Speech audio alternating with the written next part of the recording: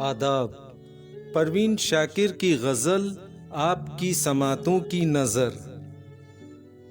पूरा दुख और आधा चांद, हिजर की शब और ऐसा चांद, दिन में वहशत बहल गई, रात हुई और निकला चांद।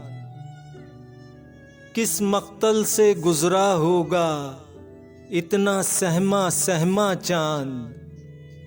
यादों की आबाद गली में घूम रहा है तन्हा चांद। मेरी करवट पर जाग उठे नींद का कितना कच्चा चांद। मेरे मुंह को किस हैरत से देख रहा है भोला चांद। इतने घने बादल के पीछे कितना तन्हा होगा चांद। आंसू रोके नूर नहाए, दिल दरिया तन सहरा चांद। इतने रोशन चेहरे पर भी सूरज का है साया चांद।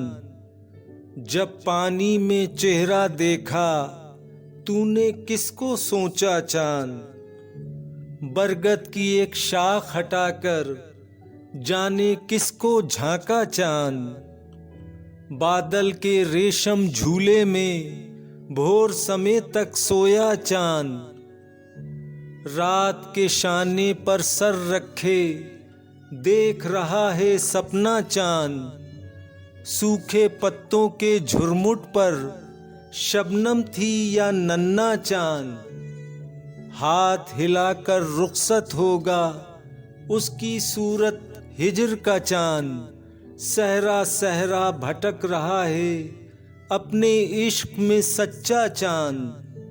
रात के शायद 1 बजे हैं सोता होगा मेरा चांद।